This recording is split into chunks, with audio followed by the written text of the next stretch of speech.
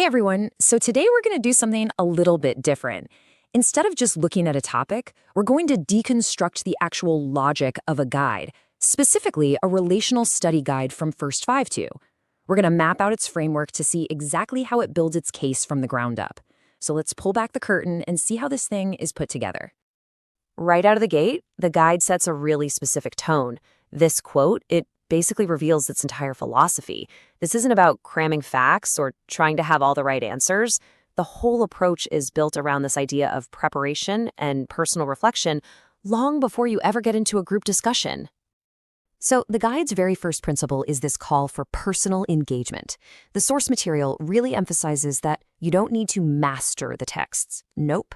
The goal is to just sit with them, read slowly and let them really sink in. This personal groundwork is framed as, by far, the most important step in the whole process. Okay, so here's probably the best way to understand the guide's logic. Think of it like you're building a house. You can't start with the roof, right? You've got to start with a solid foundation. And for this guide, that foundation is you, the individual. It all begins with understanding yourself first. So, if the foundation is the individual, what are the building blocks? Well, the guide lays out 3 core concepts of personal identity that it sees as absolutely essential before you can even start talking about your relationships with other people. The very first block, it sets up a universal starting point. The logic is, before you can figure out who you are, you have to know where you come from. It anchors our origin in this idea of being created in God's image, and it frames this as the true source of all our self-worth. And to make that point, it points you directly to the book of Genesis. Now, the next block shifts from identity to action. So it's not just about who you are, it's about what you're for. The framework brings in this idea of a higher purpose, shifting the focus away from just self-fulfillment and towards living for God's glory. And it grounds that whole principle in a specific verse from 1 Corinthians. And the final block is all about how you live out that purpose. It defines this posture of humility and service, using Christ's life as the ultimate example. So there you have it. The guide's trifecta for personal identity is where you come from, what you're for, and how you do it. Image, purpose, and posture. The blueprint for this posture is drawn right from a well-known passage in Philippians.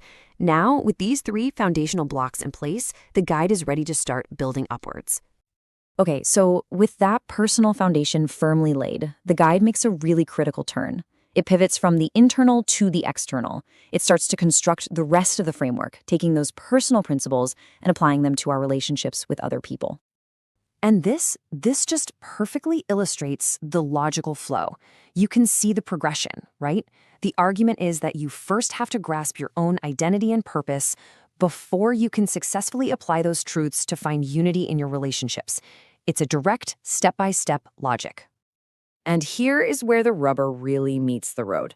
The guide takes that 3-part foundation, image, purpose, and posture, and applies it to really practical areas.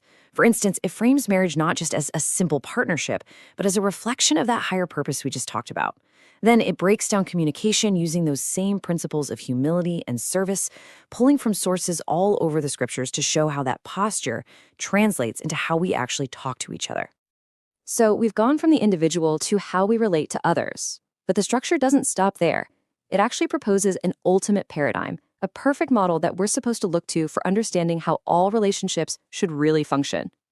This brings us to what I'd call the guide's master key, the relational trinity. The whole framework holds up the relationship between the Father, Son, and Holy Spirit as the blueprint for all human connection.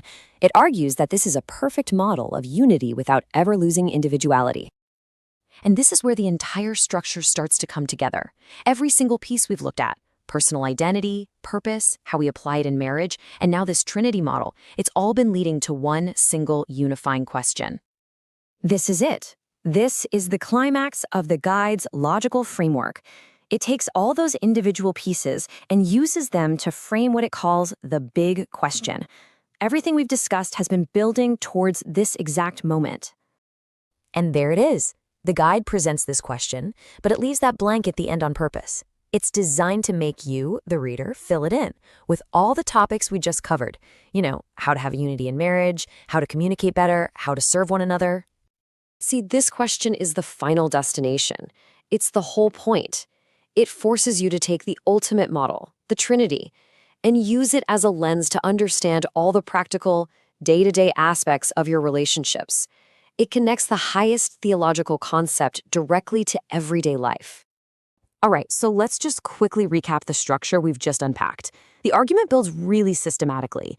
It starts with the individual, it establishes identity as the absolute foundation, then it applies that to relationships, presents the Trinity as the ultimate model to follow, and finally, it ties the whole thing together with one single powerful question. So the guide offers a really clear step-by-step framework for how to think about relationships, starting from the inside out. Which, leaves us with a final question to think about. This is one model, one framework. What's yours? How do you build your relationships?